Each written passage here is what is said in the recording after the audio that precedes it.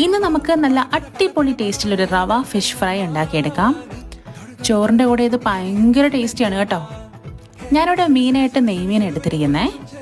മാരിനേഷന് വേണ്ടിയിട്ട് മഞ്ഞൾപ്പൊടി, മുളക് പൊടി, ഇഞ്ചി വെളുത്തുള്ളി പേസ്റ്റ്, അരിപ്പൊടി, ഉപ്പ്, നാരങ്ങ നീര്, കുറച്ച് എണ്ണ ഒഴിച്ച് നന്നായിട്ട് പേസ്റ്റാക്കി എടുക്കാം. ഇനി ഇത് മീനിലൊന്ന് തേച്ച് പിടിപ്പിക്കണം രണ്ട് സൈഡും. ഒരു 2-3 മണിക്കൂറെങ്കിലും ഇത് പുറത്തിരുന്നാൽ നന്നായിട്ട് പിടിച്ചിരിക്കും. അല്ലെങ്കിൽ ഒരു ഓവനായിട്ട് ഞങ്ങൾക്ക് ഫ്രിഡ്ജിൽ വെക്കാം. അതിനുശേഷം വറക്കുന്നതിന് തൊട്ട് മുമ്പായിട്ട് റവയിൽ കുറച്ച് ഉപ്പിട്ടിട്ട് നന്നായിട്ടൊന്ന് മിക്സ് ചെയ്തിട്ട് ഈ മീൻ രണ്ട് സൈഡും നന്നായിട്ട് റവയിലൊന്ന് കോട്ട് ചെയ്തെടുക്കാം. ഇതേ മീൻ ഒരു 3-4 പ്രാവശ്യം തന്നെ റവയിൽ ഡിപ്പ് ചെയ്ത് എടുക്കാവുന്നതാണ് കേട്ടോ. അപ്പം നല്ല തിക്കായിട്ടൊരു ക്രസ്റ്റ് കിട്ടും. ഇനി നിങ്ങളുടെ ഇഷ്ടാനുസരണം നിങ്ങൾക്ക് പാൻ ഫ്രൈ ചെയ്യുമോ അല്ലെങ്കിൽ ഡീപ്പ് ഫ്രൈ ചെയ്യാം. ഞാനിവിടെ പാൻ ഫ്രൈ ആണ് ചെയ്യുന്നത്.